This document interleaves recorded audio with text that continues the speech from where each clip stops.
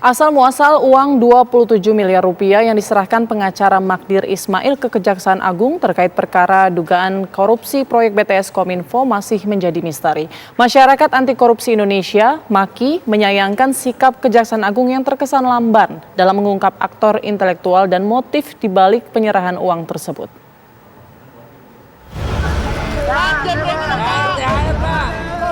Kejaksaan Agung menelusuri asal-muasal uang 27 miliar rupiah yang diserahkan pengacara Magdir Ismail ke Gedung Bundar pada Kamis 13 Juli 2023 lalu.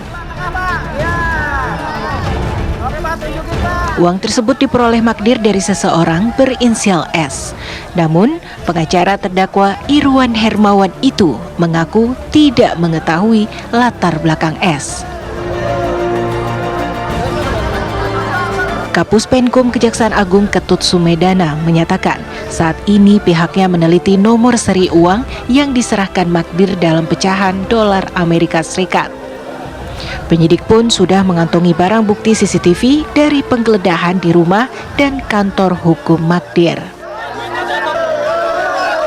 Tentu kita justru akan mencari lebih lanjut lagi, lebih jauh lagi, dari mana sumbernya, untuk kepentingan apa uang ini sebenarnya. Nah, ini kan rumor yang beredar bahwa Irwan Hermawan ini mengumpulkan sejumlah uang sebanyak 243 miliar ini untuk kepentingan penghentian suatu proses penegakan hukum yang ada di penegak hukum. Akan tetapi proses ini kan sudah berjalan, sudah sampai 6 orang jadi terdakwa dan 2 orang sedang kita dalami, sudah menjadi tersangka di Kejaksaan Agung seperti itu. Karena yang bersangkutan tidak secara terbuka menyebut inisial S ini, ya kami meminta yang bersangkutan di mana penyerahan uang itu dilakukan, sehingga pada saat ini juga kita lakukan suatu penggeledahan di kantor Pak Magdir Ismail untuk mendapatkan informasi lebih lanjut mengenai siapa yang terkait dengan penyerahan uang ini yang berinisial S ini.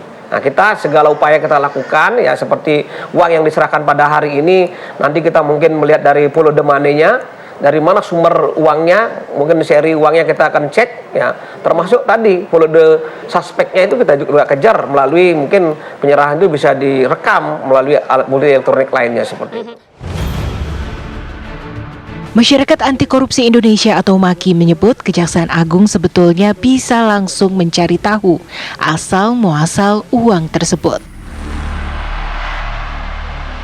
Koordinator MAKI Boyamin Saiman menyatakan tidak sulit bagi Kejagung untuk menemukan unsur pidana di balik dugaan penyerahan uang 27 miliar rupiah untuk pengurusan perkara kasus BTS Kominfo.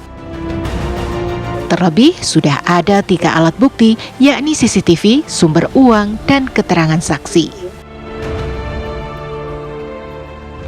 Ya itu tadi bukti-bukti petunjuk tadi kan mengarah siapa yang dikatakan oleh BAP menerima 27 miliar, 2 orang saksi, Windy dan Irwan. Terus kemudian ada pengambilan 27, terus CCTV nanti dilacak, nomor seri uangnya siapa. Kalau Kejaksaan Agung gerak cepat, gampang mencari orangnya dan apa motifnya gitu loh. Bang Jadi Boyamin, maksud saya, kalau bisa 2 menteri hebat, ya, tapi Bang belum tentu Boyamin, menteri Dito lah. Bisa aja menteri yang lain kan tahu. Ya, Bang Boyamin, Ya. tadi saya mau menanyakan begini, memperjelas pertanyaan Agita tadi. Maksud kita adalah ya, yang mengantarkan uang berinisial S itu tujuannya apa? Apakah mau mengembalikan uang itu sebagai bagian dari korupsi atau untuk menghentikan proses hukumnya? Itu kan 2 hal yang berbeda. Bukan, gini.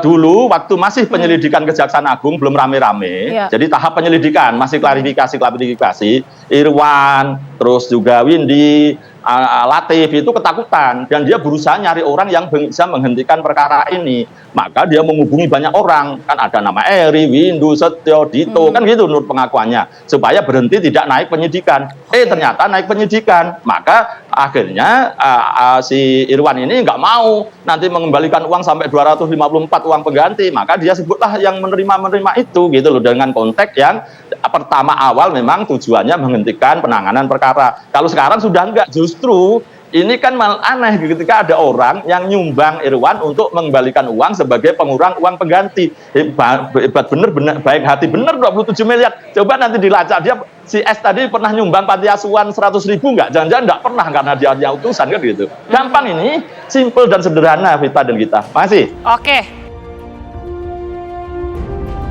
Tim TV One mengabarkan.